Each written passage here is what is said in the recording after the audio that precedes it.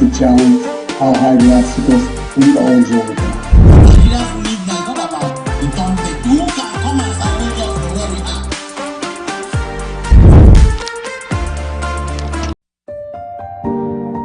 Presenting people.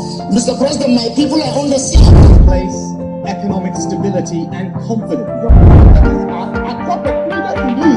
Of this minister at the top of the access to our money we put in the house.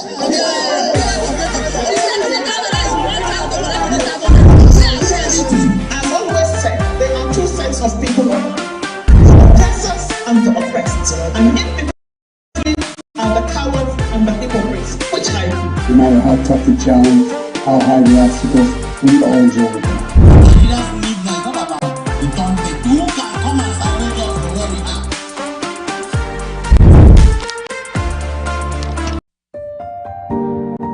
Presenting people. Mr. President, my people are on the sea. Place economic stability and confidence. Of this minister at the top of the access to our money we put in the house.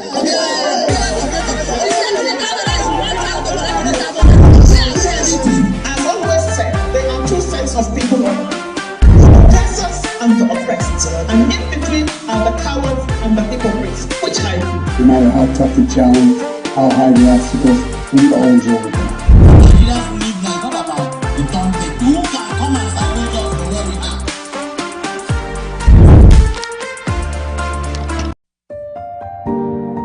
Presenting people.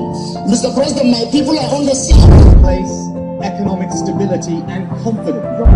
Good morning and welcome to Open Conversation on Atlantic Television Network. Open Conversation is the network's flagship political platform through which trending political news, events and stories are discussed with stakeholders.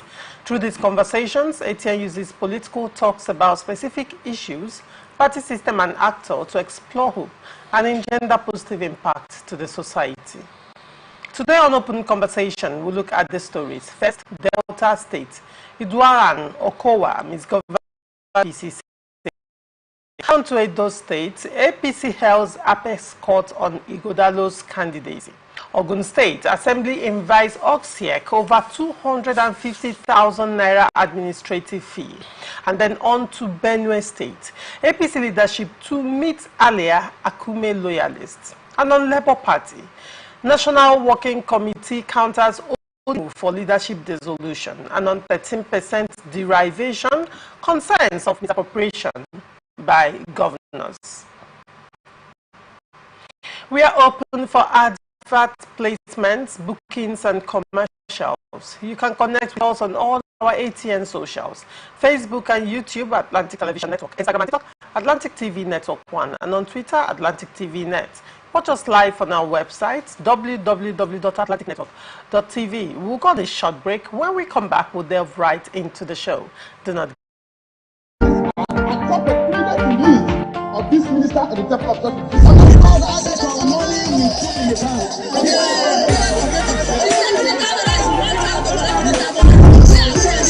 I've always said there are two sets of people: the oppressors and the oppressed. And in between are the cowards and the hypocrites. Which I do. No matter how tough the challenge, how high the obstacles, we always overcome.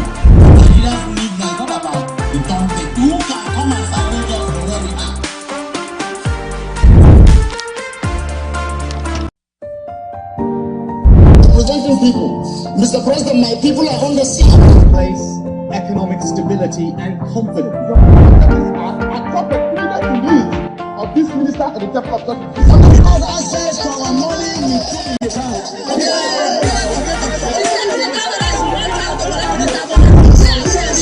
I've always said there are two sets of people: the oppressors and the oppressed. And in between are the cowards and the hypocrites. Which I do. No matter how tough the challenge, how high the obstacles, we always overcome.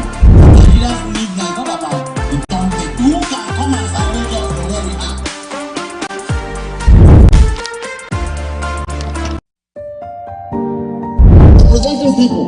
Mr. President, my people are on the sea. Place economic stability and confidence.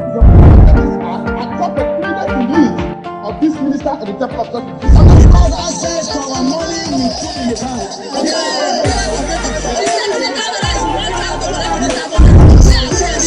I've always said there are two sets of people: the oppressors and the oppressed. And in between are the cowards and the hypocrites, which I do. No matter how tough the challenge, how high the obstacles, we always overcome.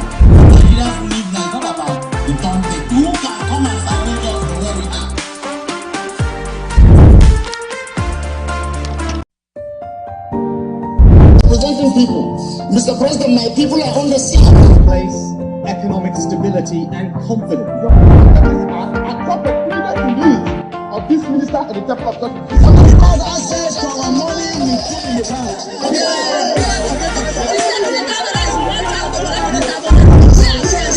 I've always said there are two sets of people: the oppressors and the oppressed. And in between are the cowards and the hypocrites, which I do. No matter how tough the challenge, how high the obstacles, we always overcome.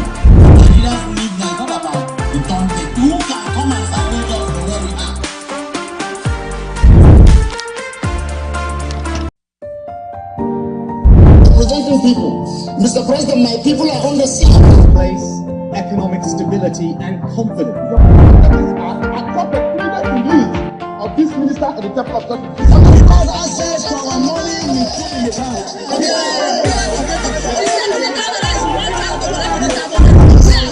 Hold on. I've always said there are two sets of people: the oppressors and the oppressed. And in between are the cowards and the hypocrites, which I do. No matter how tough the challenge, how high the obstacles, we always overcome.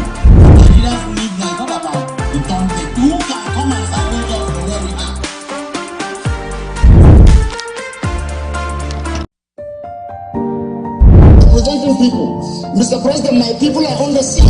Welcome back and thank you for staying with us. Joining me on Open Conversation this morning is Barrister Asim Adams.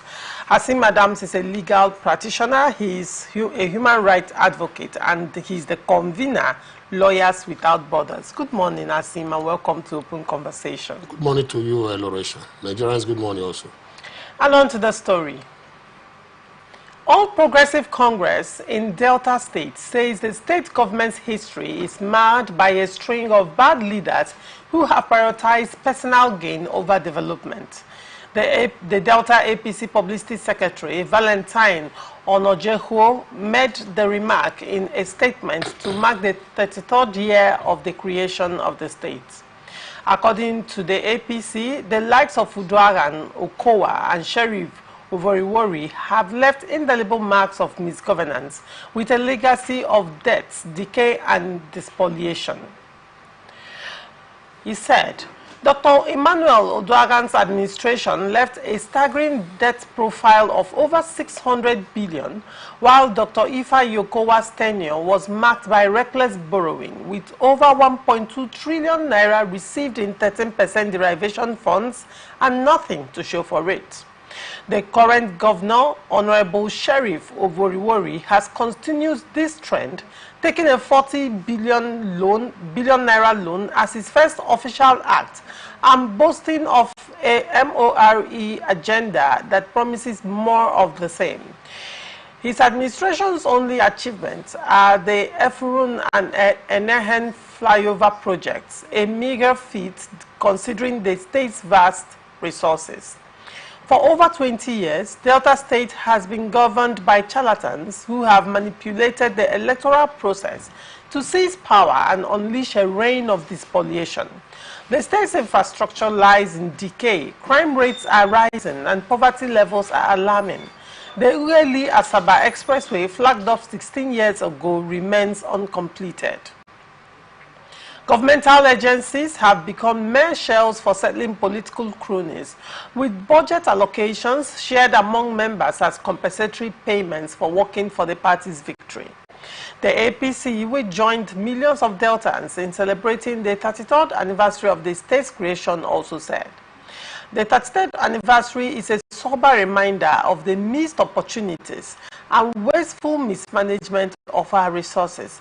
It is a call to action to end bad governance in Delta State and build a state that Deltans can truly be proud of. Asim, what is your take on this story? Well, thank you. I think the APC, in my opinion, has summarized what data state is all about. But I believe that there are some gains made by previous administrations from 1999 to date, but those gains are not as profitable and huge as the misfortunes that they left. For instance, the Delta State was a creation from the old Bende State, wherein Edo and Delta now came out. And since that creation, I have been visiting Asaba, which is the capital of Delta State. Before Delta State was created, and after Delta State was created, I have visited Asaba. And quite unfortunately, Asaba has been like a glorified, city, or how will I put it? Asaba is just like a civil service town, whereas Delta State is an oil-producing state. Asaba ought to be a bustling economic center in the South-South region, to the extent that many people would have taken Asaba as their home, before you cross the Niger, or even after you cross the Niger Bridge. But I dare say that this is not so as it is. It will interest you to know that Asaba has the highest rate of youths who indulge in Yahoo, as they call them. Unemployed youths who flock that particular city with pride and glee. They move around city centers and the streets, with impunity, towards taking over the economic, aspect of the state. One of my friends once referred to Asaba as a Yahoo state. And I told him, I said, well, you cannot label Asaba like that because the youths are largely unemployed. That is why they have to seek other means available to them for them to make ends meet, even though they have to go the negative way. Government is at its lowest ebb in data. Is it Warri you're talking about? Warri used to be a bustling town. Warri used to compete with Lagos and Port Harcourt and some other cities in the now South-South. Warri used to be a haven for oil companies, etc., as the case may be. But Warri today, as I speak, is living in its past glory. It's a shadow of its old self. To the extent that the estates shared, these oil companies, estates, etc., and servicing companies in Warri, it's gone down. Warri used to have an airport, what they call an airstrip, and they also had a seaport. But none of that is working. And Warri is part of Delta State. Is it Ughelli? When you go to Ughelli, Ughelli is lacking infrastructure. Ughelli also has a high level of unemployment. Ughelli, mind you, was one of the biggest, towns or cities in the then Bende State. When you mention Warri, you mention Asaba, you must mention Ughelli as the next port of call in the old Bende State. And we thought that, because the creation of the Delta State, that Ughelli was going to be a cosmopolitan city that will thrive and bustle in economic activities. But none of that is taking place as I speak to you. So it's so sad. Is it Ozoro, the Isoko side of Delta State you talk about, that, where some of the oil wells are embedded, etc. It's a squalor, a large squalor, in a geographical expression. So these are things we have seen. And I found out also that apart from the relative stability in terms of succession of power in Delta State, that is, Ibori handed over to Duaga handed over to whoever the case may be, I have not seen any stability in governance and administration in Delta State. So it is not far-fetched, and a summary of what the APC said is what actually Delta State is right now. Right. And I believe that it's a sorry sight that if you look at Delta State, if you look at the states on the South, in every time they want to share revenue allocation for the federation account, Delta State is either number 1 or number 2. They have never gone below number 2 in the sharing formula of allocation and derivation. So why can't governors there propel that particular state, to a glorious state that we'll be proud of in the South region, if not Nigeria? So it's sad. Now, with APC slamming PDP and, the actions of the PDP governors in the past and present, of course. Now, the question will be, is APC a better alternative? APC is not a better alternative, and I don't know any other party that is a better alternative. Because the problem we have in Nigeria is that we don't have political parties. We have a collection of businessmen who pose as politicians, who forum shop, shout at the highest voices they get because they want to get something in return for whatever they are doing. Look at the landscape populated by politicians and not statesmen. So the option for Delta State, for me, is not even the APC. Because if you look at it, most of the members in APC were former members of PDP. Mm-hmm. Most of the members in PDP were former members of APC in Delta State. So it's the same one and the same, kettle of fish. And I think, like they said in the Bible, is it a wine in an old skin or old skin in a new wine? I don't understand, but something close to that. Old wine in a new skin. You find that is the situation we find in that place.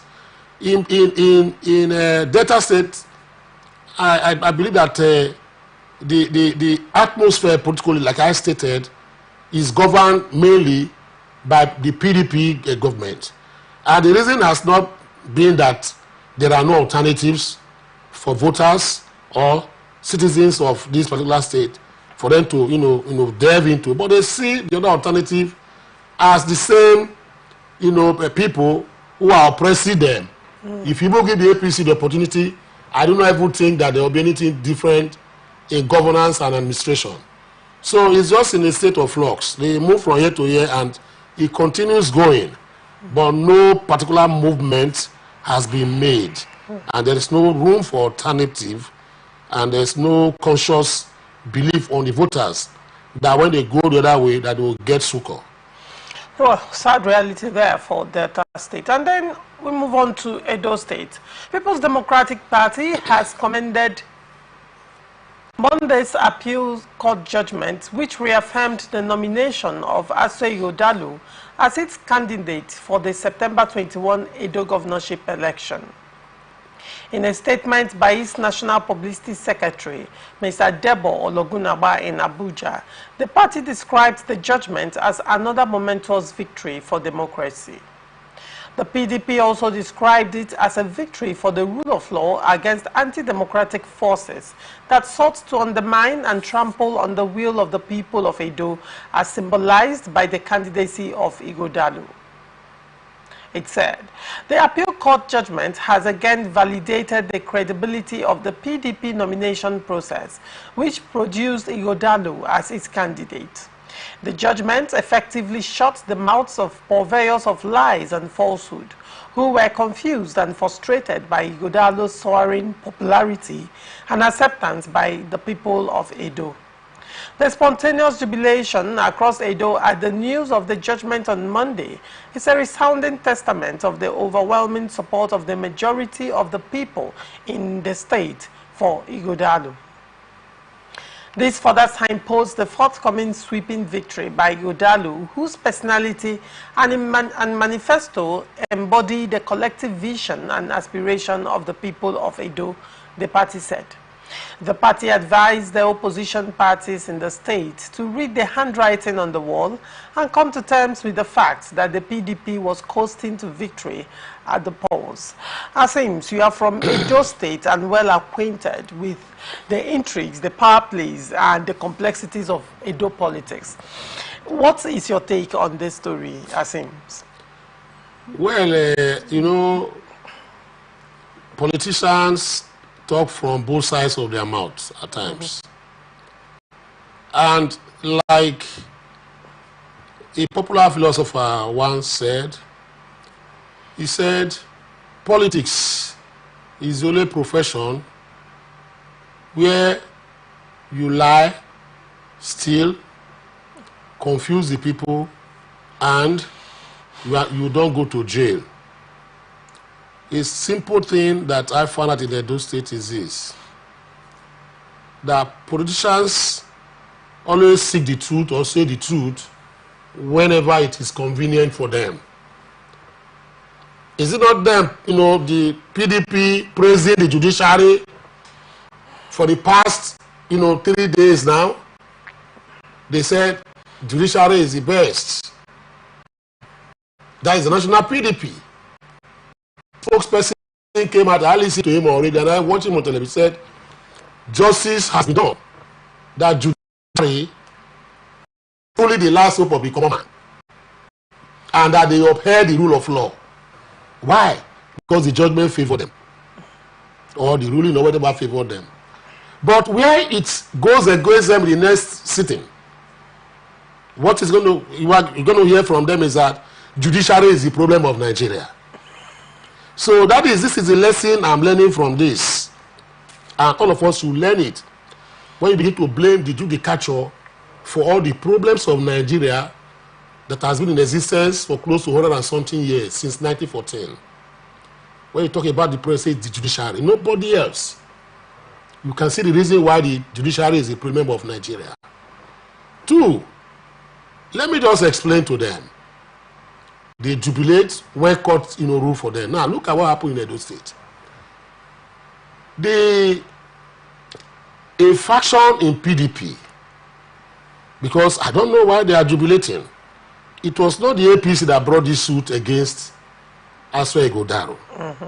It was a faction, a factional leader, or let me say a faction of PDP led by Anselm Ojezwa. Anselm Ojezwa was even one time chairman of PDP in Edo State. He contested the Guba, race with Aswa Ighodalo and others. But somewhere, somehow, like the Nigeria storyline, which is Newsline, what happened was that Ojezwa was outsmarted, open and close, and he lost the ticket, albeit, maybe in controversial manners as he posited. And Ighodalo was now declared the winner of that particular election. Like as it is normal, where politicians scarcely accept defeat, whether at the local level, state level, national level, in Nigeria, politicians scarcely accept defeat. In an election, they feel they are the one that should be the one that defeating other people. When they defeat others, they don't want to complain. But when you defeat them, they come out to complain. So he rushed to court. When he got to court, he lost. At the lower court, Federal High Court. Federal High Court, he went to Court of Appeal. When he went to Court of Appeal, main issues that were to be decided were these.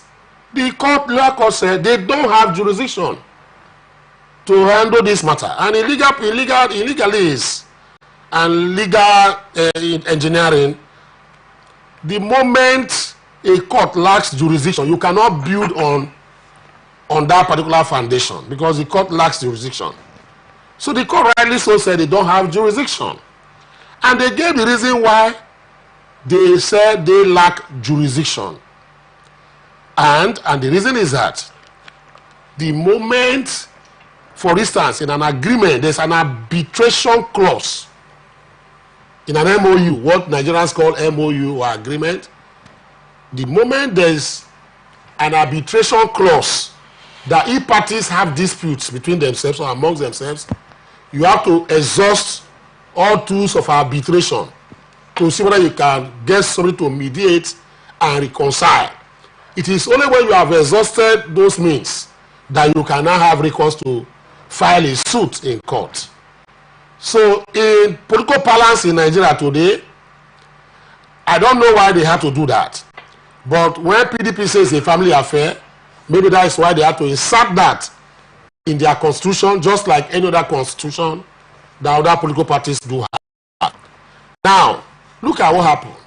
Under the PDP constitution, any aggrieved candidate in an election that took place either at one local, state, and national level, if you are aggrieved, you have to use the dispute settlement mechanism of the political party before you now go to court. The court said that Anselm or Jesua did not exhaust this medium of dispute resolution. Therefore, the court cannot come in. It's only when it has exhausted them that the court can now begin to say, okay, let us see whether your rights were breached or whatever the case may be. But Jesua and his lawyers were now arguing that you do not even wait. I do not need to wait under section 46 of 1 of the 1999 Constitution for my right to be breached before I will seek remedy. Another section 46 of 1 of the 1999 Constitution, to sub 2, it says so that the moment I feel that my right is about to be breached by anybody at all, deny my right, I do not need for that right to be executed. I can approach the court. But the court said this is the reason. Go back. And the second plank on which they placed the argument was that they even had to go to arbitration. They now, exhibited letters that were written to the dispute resolution, committee of the party. But the court now said, going through these letters we have seen, there is no way you put a petition that they should look into this particular matter. Only raised eyebrow about the whatever. It is not sufficient, for you to now say you have exhausted it. Finally, on this, the court now said that assuming this is true, that you even approach the lower committee dispute resolution, that you did not avail yourself when you felt, not satisfied with the lower committee's decision. You did not approach the appeal, committee, the appellate committee of the political party, whatever, to now put your case before them.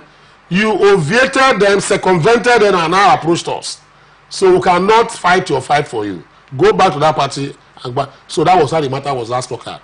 The Court of Appeal, upheld the lower court's decision, and there's nothing there. So I don't say anything to celebrate there. 2, the only thing they have to look at where celebration will come, and they cannot tell APC, is because the fact that even as I sit down to talk here today, there's a pending forgery matter against Asle Godalu. And that is very crucial. And that forgery case matter is that he forged, a voter card, which he used in registering, in his place in Ewobimi in Edo State. Whereas he has never voted in that place, but he has been voting in Lagos. So that is where the crux of the matter is. So PDP has to go to that particular court. I don't know how they're going to work that out. That is where the bone is that is hanging on their neck. A decision given by the lower court, federal high court, I think they are going to give a decision before September 21st. If they give a favor and say, yes, he is found culpable, he will be disqualified. under the Electoral Act and whatever, unless and until it goes on appeal, etc., as case may be. So that is the crux. It's not even this one. You understand? So let me put that record straight. So for their celebration, it's okay. You can celebrate. But in philosophy, we call it Pyrrhic victory. You understand? That is a short-lived, it might be a short-lived celebration. So that is the situation. All right. Now, the PDP in Edo State, they are very confident of, winning the forthcoming Guba elections. In your opinion, Asims, what do you see happening now? Do not forget, recently, that a group came out to tell Obaseki, they gave him 7 days to apologize to the Oba of Benin. Isn't that also going to play, considering that Benin is an ancient kingdom and the Oba has strong loyalists, isn't that going to a large extent affect the outcome of the polls against PDP in the forthcoming elections? Absolutely. In election period like this, a little tickle might upstage the apple cart. Certainly is going to have an effect in the Guba election coming September 21st. Now, I will be in Edo between that period to know exactly what is going on, but I want to say with due respect that apart from power of incumbency, I don't see Obaseki or Asegudaro, doing something unto us, or maybe that we, create a tsunami of salt in Edo State.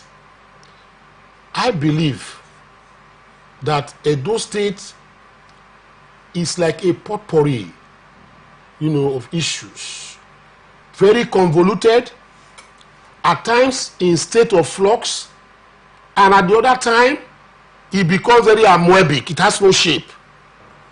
So, what has to happen? Why am I saying this? Do you know that a poll that was conducted by a TV station, a popular TV station, in Edo State, showed that the Labour Party candidate, Osagbofo Akpata, is the one leading. That is in terms of the polls. Opinion for Vox Populi. You understand? And if you look at what has been going on right now, the PDP and APC are at daggers drawn in Edo State. Each of them holding each other by his jugular vein. Now, what is going to break the tie is that I spoke with some of my people and they said they are tired of PDP. They are tired of APC. That PDP has ruled Edo State more than APC has ruled. And they gave APC the power and the opportunity to see whether they can bring a better pedestal of governance. But at the end of the day, they were not disappointed. So, in effect, what I'm trying to say is that the conservative, political supporters of PDP, APC, we have their day to go to vote. But the deciding votes will be those people who are neither here nor there, what we call chikwata, who are neither here nor there. They are not for APC, they are not for a PDP. But you find them, some of them, running around the candidacy of the Labour Party by virtue of the fact that let us see if we can try this man, having tried these two before. So these people are going to be those who will decide. And those people are not party, they don't have any party. That is the non-indigenous, as they call them in every Nigerian city. The Igbos there, the Hausas, etc., whose only stake is to watch their business boom. If you don't say this money, will run away. Those people are the ones that will decide the vote in Edo, because some of them did not pretend with any of those generic candidates. I swear God, that is a generic one. If you look at Okpebolo, is generic.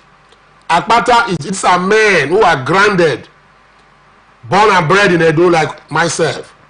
That is why you see we call ourselves son of the soil. But there are those of us who are regarded as son of the soils right now. We are going to pitch tent with either APC or PDP because we know where the shoe pinches us.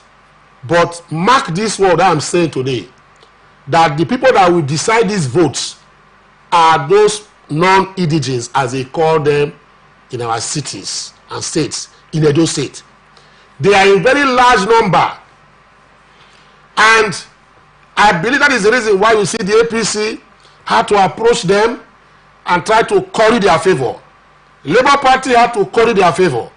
And the obedient wing of the Labour Party, though some of them moved out and said they are not supporting Labour Party in Edo State, but we still have a large chunk who still believe in the philosophy of P2B. Because P2B came to campaign for Olumide Akpata. And if P2B should go before campaigns end, because we are pleading with him to go back to Edo and see maybe a week before campaign end to go and sensitize again and let that particular scent and euphoria, remain as a perfume on the clothes of voters that will not wear off until 21st of September. They will not go there and decide. So it's a tricky one for me. But in the overall overview, from what I have assessed, popularity, etc., problems in and without the two political parties, I think the APC has an edge. Why am I saying this? The Oba Obini categorically has castigated the Godwin Obaseki. He has also openly castigated Olumide Akpata when he told him plainly to his face that, who told you are the son of the soil, son of the palace? It was a viral video that went around. He said, you cannot call yourself, I don't know you as a son of this palace. But there are those who have gone there and he received them. Those who said they are people from the palace, he received them. So it's a signal to them. The last time they tried going there to go and campaign, I think nobody did not ever come out to see the PDP candidate. So that is the situation. Two, is that if you look at what is going on, the battleground, the key battleground like we have in the US, is those areas, local government that later become Eastern South, Eastern West, Eastern South, Eastern Central. Ubiaja, Uromi, Ekpoma. These people are from these two leading candidates are from this particular those central. And Ewohimi is where Aswa is from, and Pueblo is from Uromi or something like that. So if you look at what is going on, the votes there will be shared because political colossuses in those towns are emerging and realigning. Like just recently, Sergius Ogun, a popular member of the House of Reps, who he didn't go back, but it's a honorable member of the House of Reps before, declared for the People's Democratic Party. He was in Labour Party before. He declared for the People's Democratic Party yesterday, 2 days ago, that he wants to support Aswa Ighodaro. Then you now go to the Central 2, you have seen that the Aneni family are now aligning. Some of them, or not so there, the rest are now aligning with the APC. This Aneni is from Uromi, and Okpebole is from that Uromi. So the family of Aneni is a very powerful family in Uromi there. So they are now aligning and trying to see how they can support APC. Then you now go to Edo North. That is a no-go area for PDP. They are going to scrape some points for votes on there, but it's going to be like drawing water from the rock, as the case may be in Edo State, because Oshomole is there. All the Titans, as they call them, Igodomingodos, are there. Oshomole is there. Filishaibu is there. Akpata is there. Akpata Sin is there. Then you now see people like even this controversial Dan Obi, who said, yes, I'm still with PDP, but he hobnobs with APC. Kasim Afebwa, you understand? Janet Itenebe. These are names that you can't go through. It's impermeable for the APC in Edo State. So it's going to be a tough one. In Edo South, Obaseki has problems. He has to fight Osazeze Yamu. He has to fight Pius Odubu. He also has to fight the Igbenedion family. The Igbenedion family's daughter, Onosede, who was in the House of Reps too, a PDP protege, came out and said, my father, I've told my father, look, I've told my father and my brother that I am now declaring support for APC and Monday Okpebholo. And lucky we know that the SY governor of those states is also in support of APC silently because he does not participate in PDP affairs. Likewise, the Samuel Benin, as the case may be. So, the Ogbemodia family also is going to battle with all those people. These are things we can analyze the whatever for the next 2 hours. I might not get to the root of, but I know that it's going to be a very tough, a topsy-turvy. But I believe that maybe, like I said, deciding factor will be those people who are not aligned, the non-indigenous. Yeah, non-indigenous. But certainly, the way it's going, people's mandate will go to the APC. In my own, prediction. All right. Ogun State House of Assembly has invited the chairman and members of the Ogun State Independent Electoral Commission over the stipulated administrative fees for political parties for the upcoming local government elections. Recall that the chairman of Oksiek, Babatunde Osibodu, during a stakeholder meeting, announced that the sum of 250,000 naira must be paid by various parties for their chairmanship candidates. Osibodu stated that the male councillors, for the male councillors, the parties are expected to pay 150,000 naira, while female candidates will pay 100,000 naira for the election slated for November 16, 2024. Reports have it that the fee sparked anger from various political parties in the state, who described it as exorbitant and unacceptable. The Speaker, Oludaisi Elemide, on Tuesday asked the Commission to appear before the state lawmakers on September 3, 2024 to give a proper explanation of its activities and preparations for the coming elections.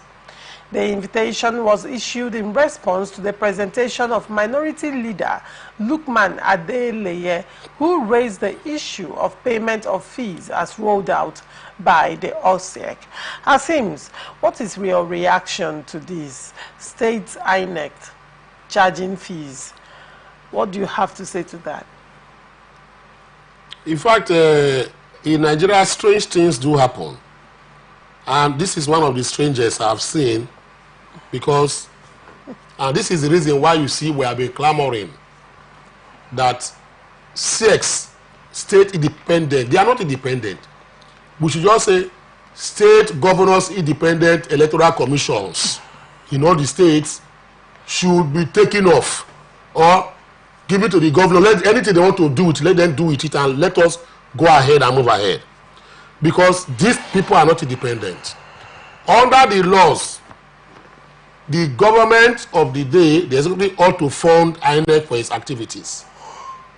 Both the national INEC, funds are budgeted, for them to do what? Conduct free and fair election.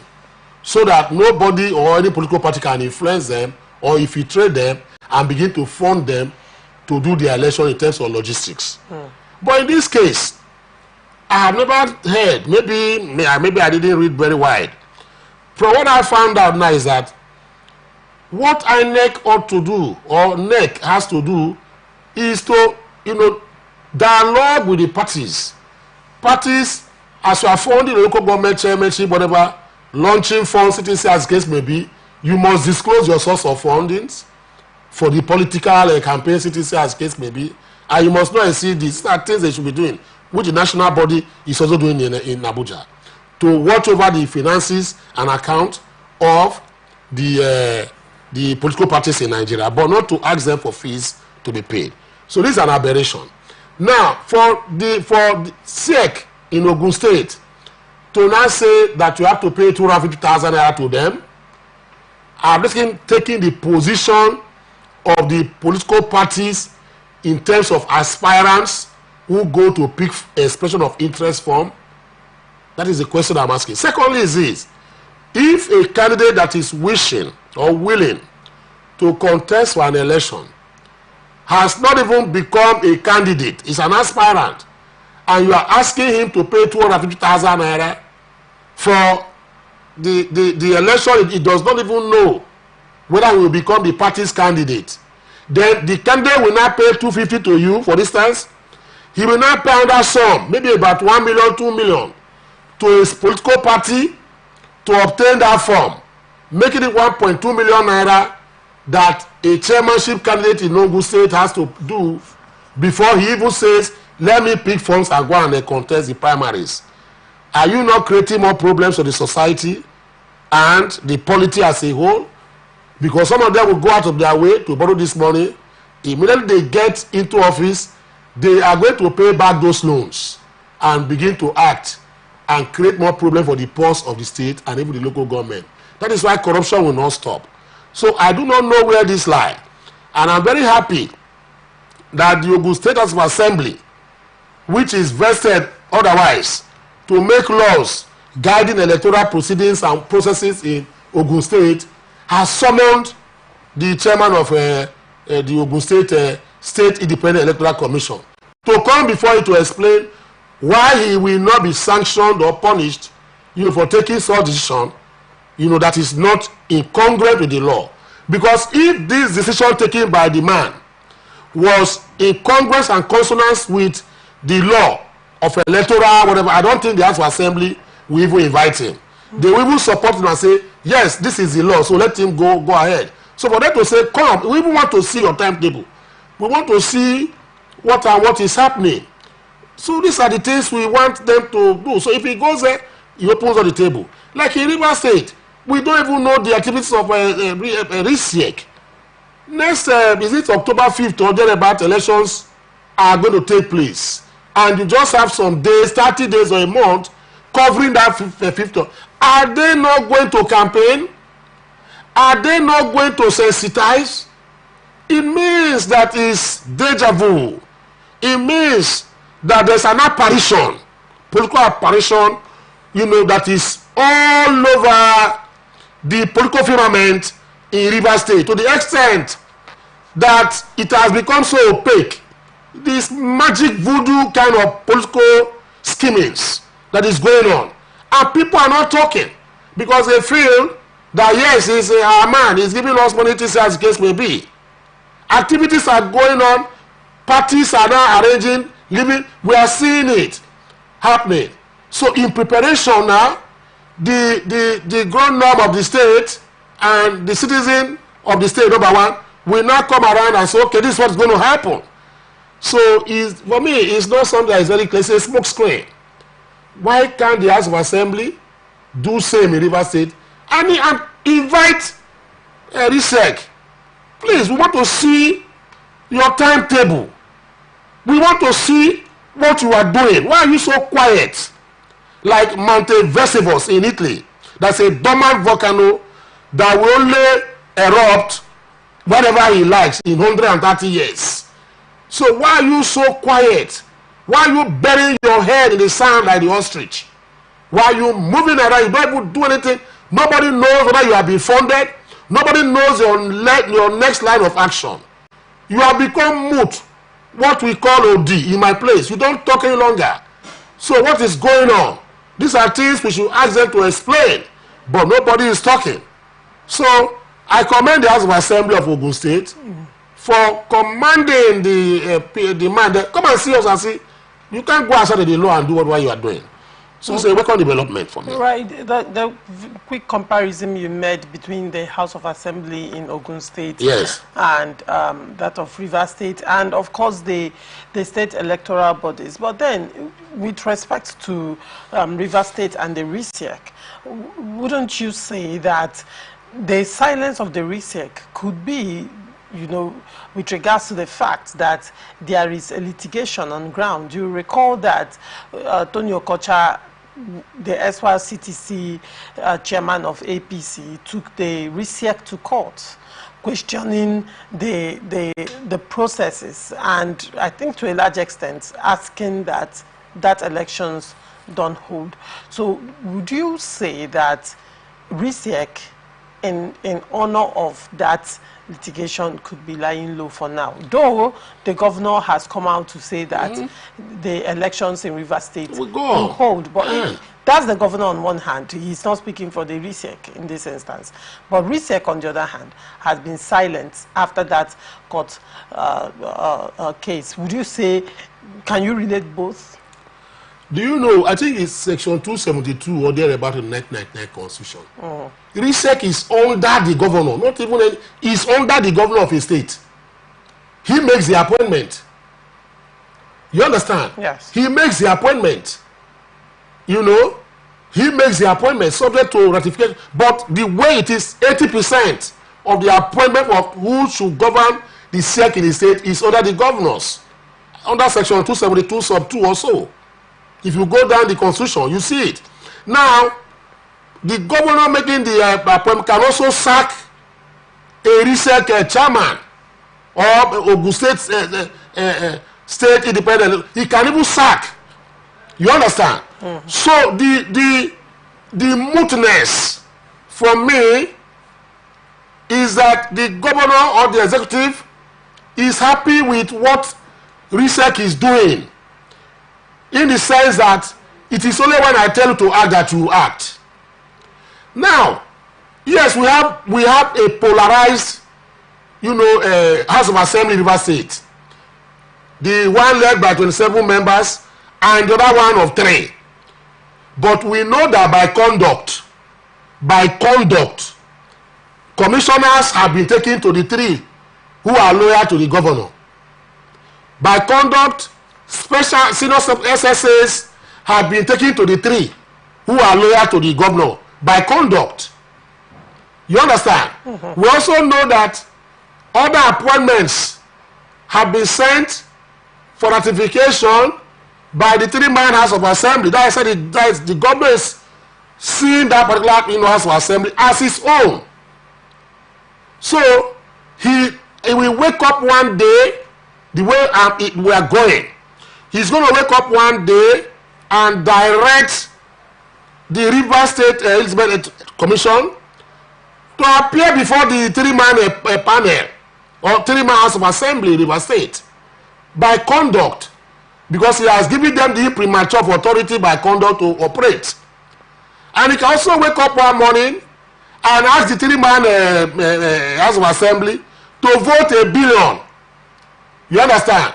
For RISEC to operate and conduct the election.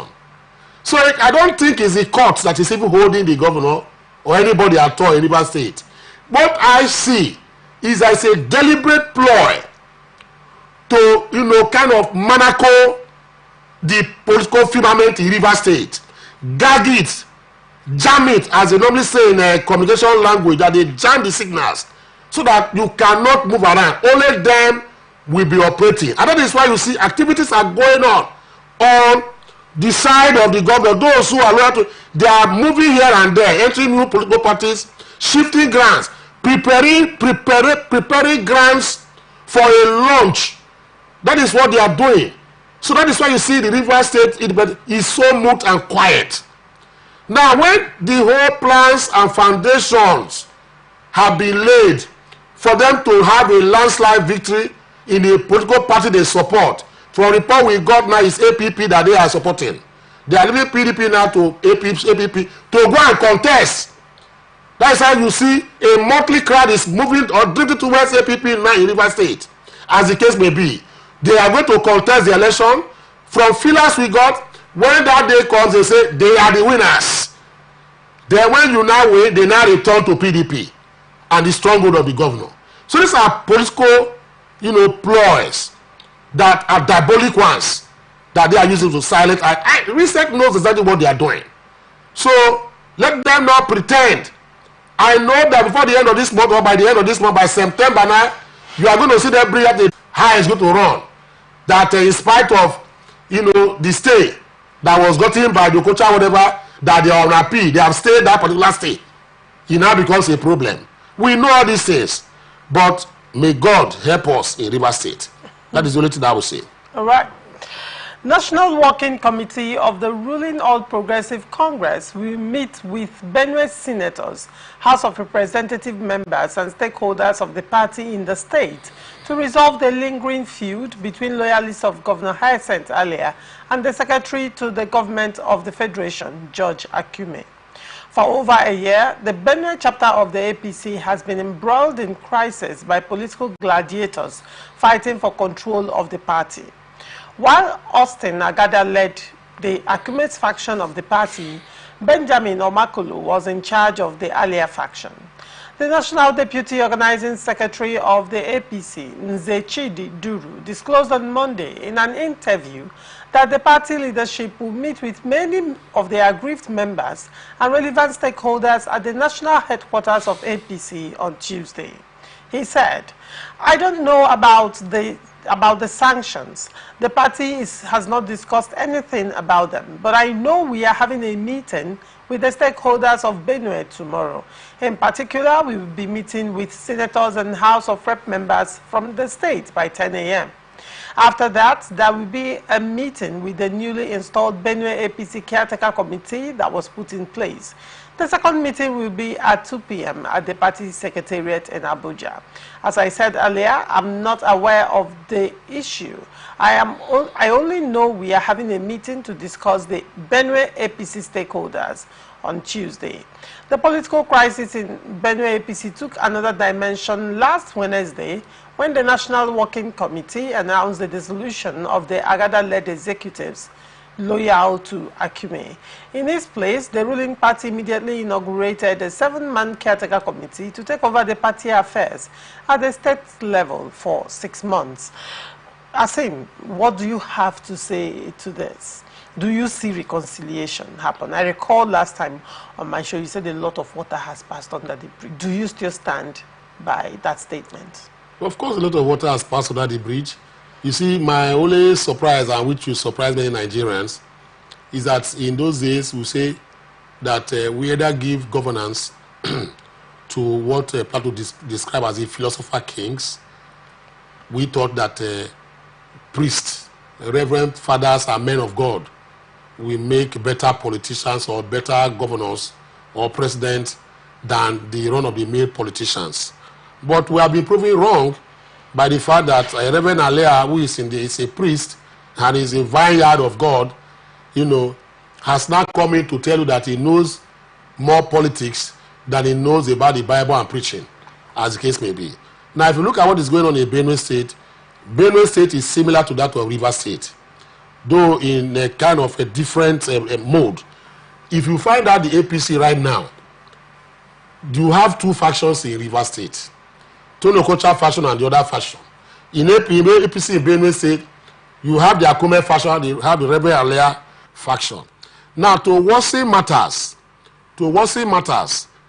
just like the NWC has affirmed the leadership of Tony Okocha APC in River State, so likewise, the APC National Working Committee has also, created, a body from above to superintend, over the other 2 factions, saying that this is the committee that will serve for a 6 months period. That was what happened in the River State here.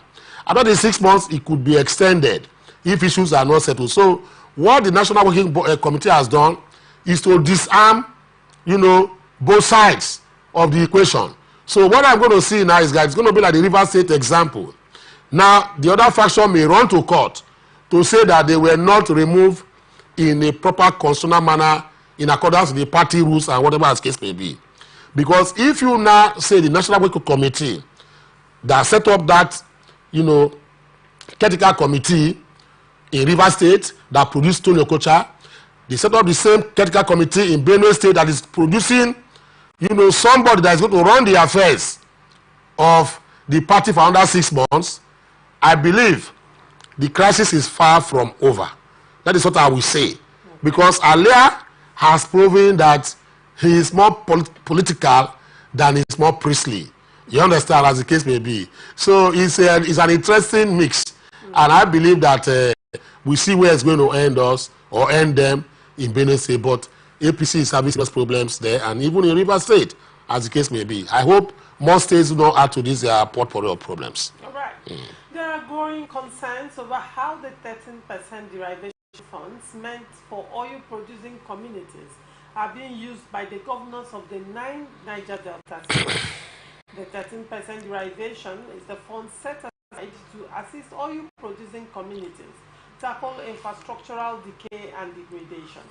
Recall that the Niger Delta region has gotten trillions of naira constitutionally accrued to it through 13% derivation for over 23 years, with over 600 billion naira of that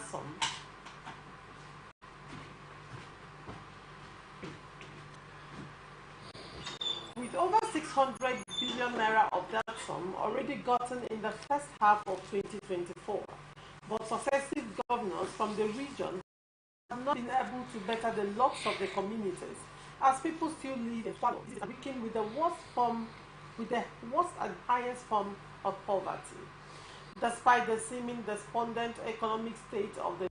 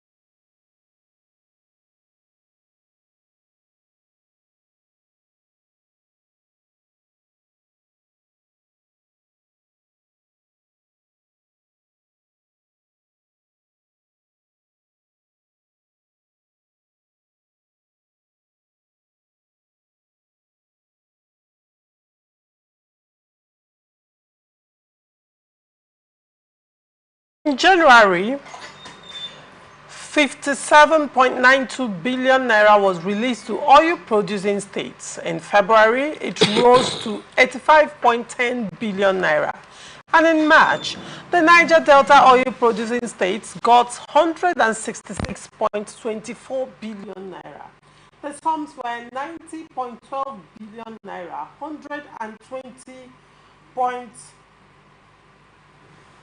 120.45 billion naira and 106.50 billion naira for April, May and June respectively. ATN investigation in these oil-producing communities reveals the abject living conditions of residents. No electricity, no water, and a total lack of basic amenities. 13% oil-generating funds to 9 oil-producing states from June 2023 to May 2024 allocation in 1 year.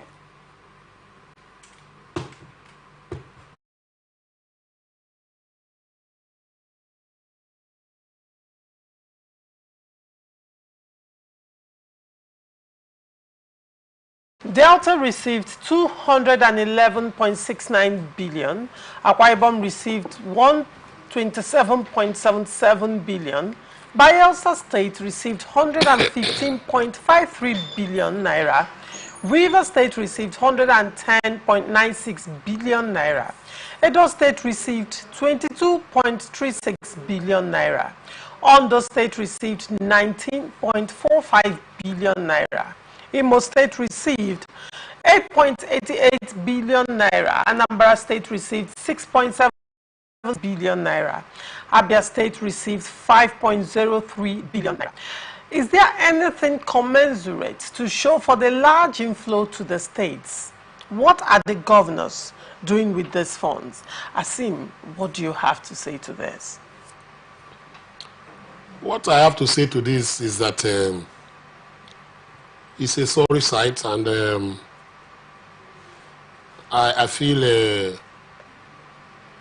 that debauchery at its best. That is what I will say by those who govern or rule these particular areas. Before I go on, I would like to make a quote that Luther King Jr. One used. He said, "We need leaders not in love with money, but in love with justice. Leaders not in love with publicity, but in love with humanity. Now, if you look at what Luther King summarized about good political leadership and leaders, you find out that he was directly, or he is talking directly to people who govern the South-South region, or the Niger Delta region as they call it in Nigeria parlance, to the extent that we don't need leaders in love with money. But I dare say, and I want anybody to challenge me, that leaders who are governors in the South-South are in love with money. He also said that we don't need leaders who love publicity. I dare say, for anybody to challenge me, that leaders and governors of the South-South Niger Delta are all governors who like publicity. On a daily basis, you see them. Luther King now went further to say that we need leaders who are in love with humanity. I dare say, with due respect to their offices, that the present governors of the Niger Delta region do not have humanity in them and don't care about humanity. They don't empathize with their people they rule.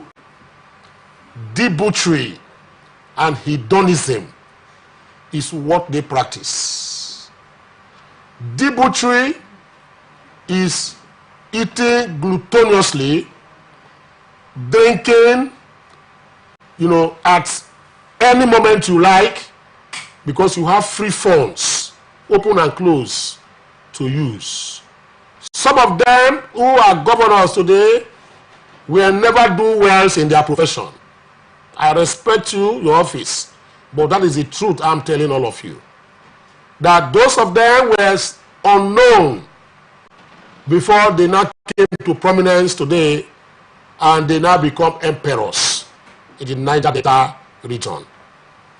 Niger Delta region is the most emasculated, is the most starved, is the most harangued, is the most manacled in terms of development and infrastructure, both human capital development and infrastructural development. All the roads in the Niger Delta area today are like crevices and caves that you cannot drive through. The East-West Road, for an example, is a death trap.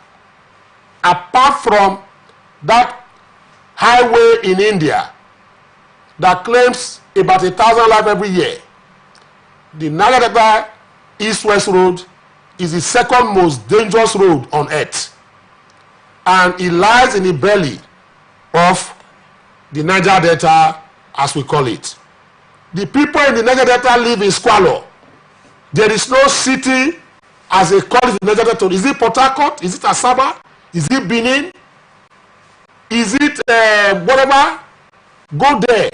People are there. No drinking water, no electricity, unemployment, as the case may be. Now, a particular government, the government of Obasanjo, saw this happening based on agitations by some indigenes from Niger Delta about economic emancipation of the region, and set up the NDDC.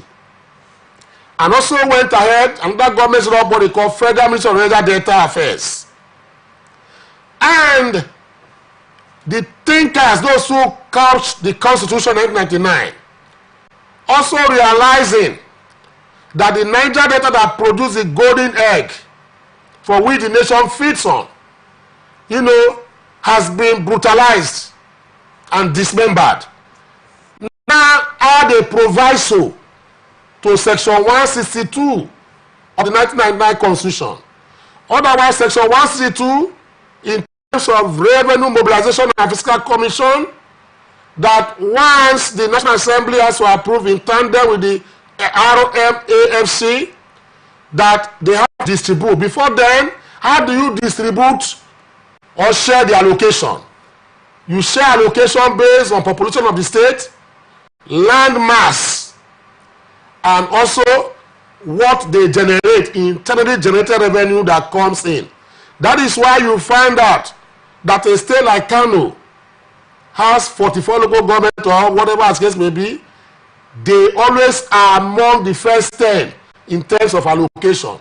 But to whittle this down, you know, and ameliorate this up, because people were grumbling, the cultures of this lives, and putting that proviso of 13% derivation in section 162 sub 3, that 30% derivation be paid to states like Niger Delta, where those things, whatever, you know, comes from, the oil comes from.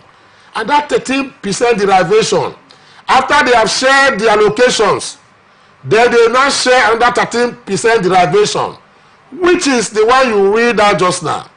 A state like Rivers State got close to 150 billion.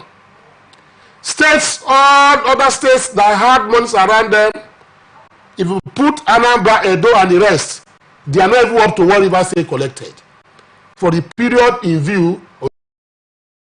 But today, a typical example of a failed state in terms of economy, in terms of politics, in terms of development, in terms of infrastructure. As I speak to you, water in Rivers State. As I speak to you, you also find that not in Delta State, not in Bayelsa State, not in Anambra, not in Edo State, Akwa Ibom State, none. You cannot find an infrastructure development that you'll be proud of in Rivers State. Likewise, Akwa Ibom, Anambra, etc. Those states are composed of the Niger Delta, as the case may be. Human capital development is lacking. The youths are roaming the streets in Port Harcourt and other cities in Rivers State. So they roam the streets in Asaba, Delta State, and other parts of Delta State. They roam those cities, as the case may be. Niger Delta has become a hell. Oil in Niger Delta has become a curse to those who are there. Now the question which you aptly put is, what are the governors doing during the end bad governance, protests that took place recently? The youths were misinformed that they could not hold their governors accountable. They were running to their governors to go and protest and say they are delivering letter to their governors to go and give to President Tinubu in Abuja. But the man you are seeing in front of you has extricated himself as if he did not participate in the malfeasance, and he did not participate in the direct poverty and palpable hunger and starvation you are facing that talk about the end bad governance. They thought that end bad governance is just about the federal level. But today, it has been exposed that your various states where you did this particular end bad governance, whatever, that you politicize, as the case may be, that the governors you submitted letters to are those who are eating you dry. What have you done to them? You ululate them, you hobnob with them.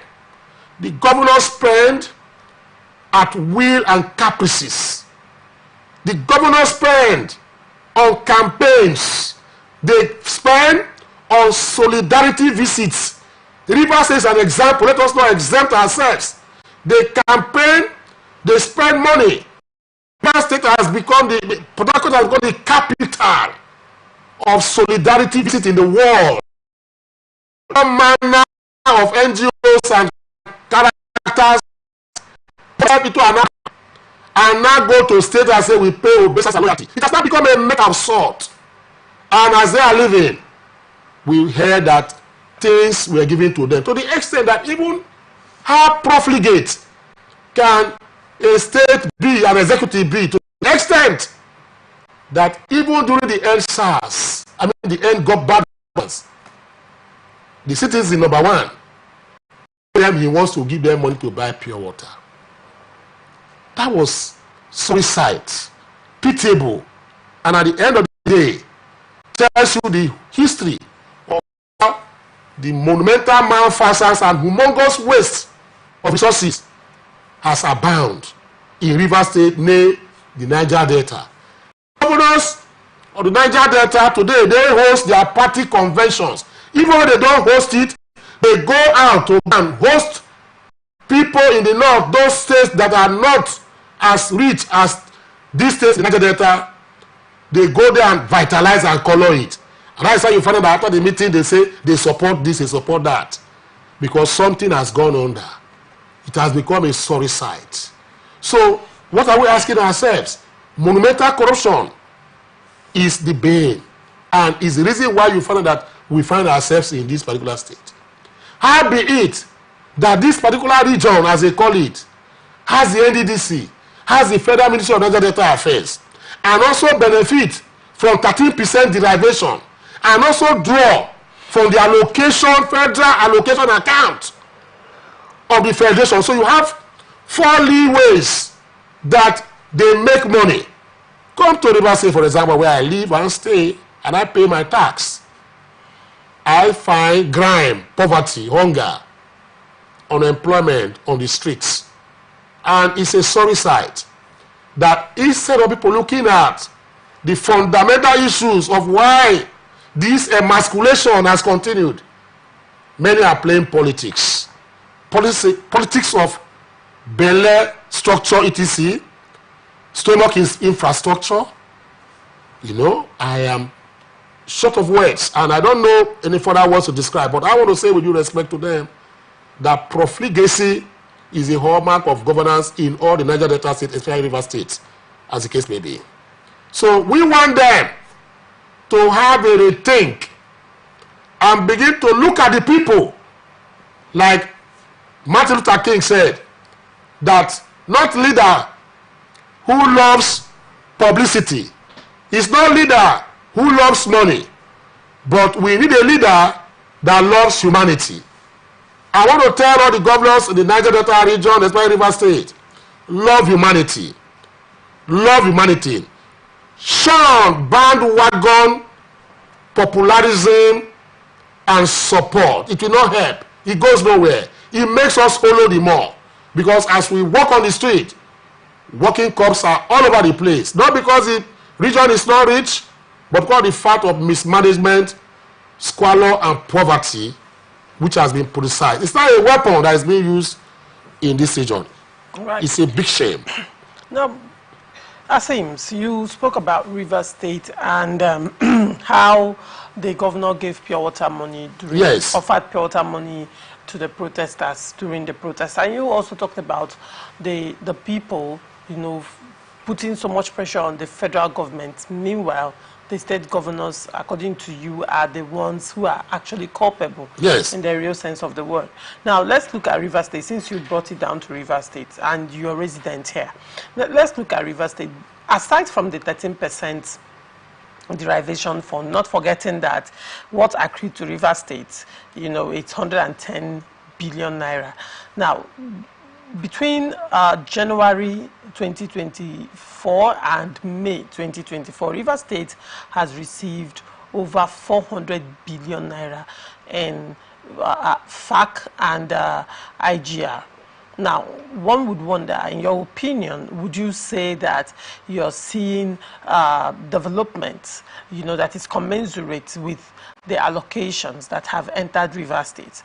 You know, not forgetting, of course, the 13%. The 13% derivation is strictly for oil-producing communities. But when you look at it, you know, I want you to periscope on the jobs, the jobs, the developmental strides of the governor so far. Would you applaud the governor? Has he been doing well in face of the amount of monies received by Rivers State?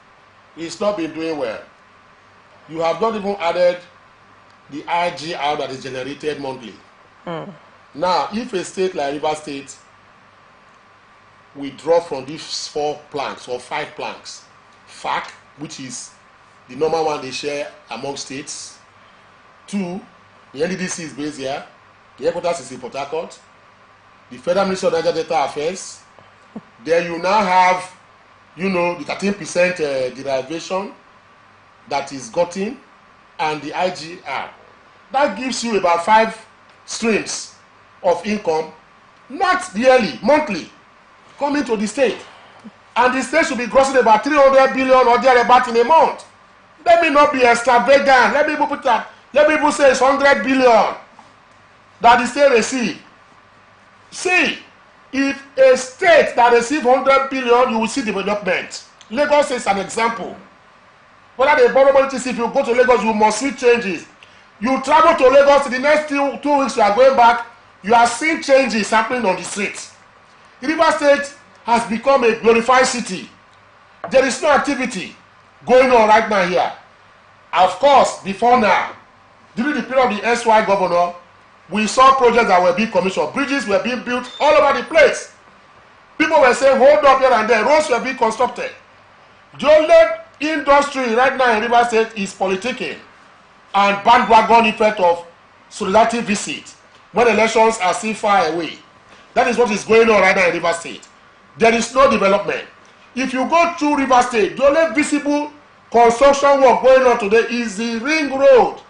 And that was a project that they confirmed and affirmed was initiated, paid for by percentage, etc., by the SY administration of yeso week as case may be. So where lie their own? Even the other road, the HA, whatever, was a road that could not be completed during the weekend administration. And that's why you find that they say in the next 3 months they will conclude it. And so many are numerous projects that were not completed, which they are commissioning. All the things they have commissioned for the 1 year in office they have done were done by the administration of Isowoke before now.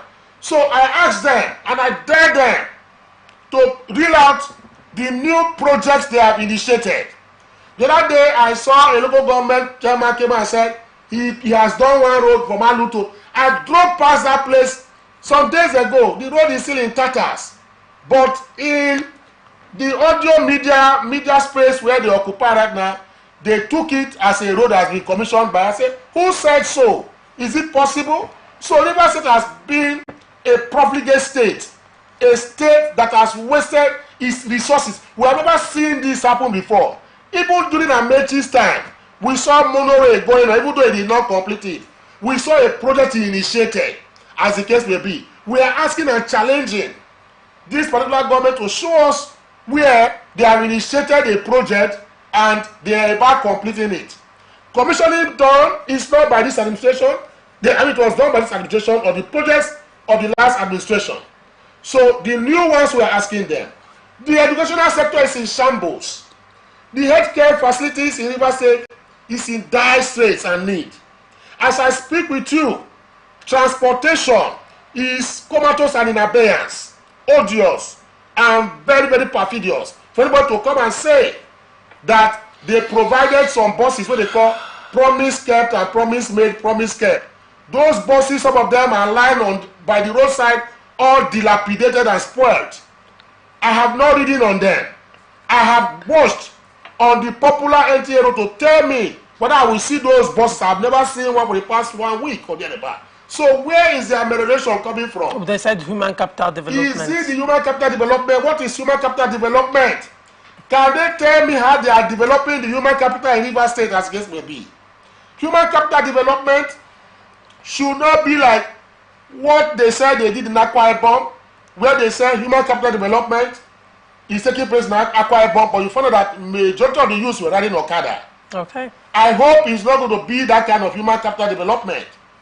Maybe their human capital development is to develop the youths and give them money on a daily basis, 50,000, to go and drink beer. All right. In the daytime, 9 a.m. walk around the streets, go to pubs, you see boys drinking, doing nothing. So what are you talking about? The River State, youth development project, what has happened to it? All right, barrister. As the case may be, it's a sorry sight. So please, let them stop deceiving us. Okay. And face governance squarely so that we know where we are. All right. Thank you so much, Asim Adams, for coming on Open Conversation. Sadly, we are out of time. We would have loved to continue, particularly with this 30% derivation issue. Thank you so much for coming. We'll still continue with this story. We have not ended with it. We are still reaching out to oil producing communities, hopefully, to share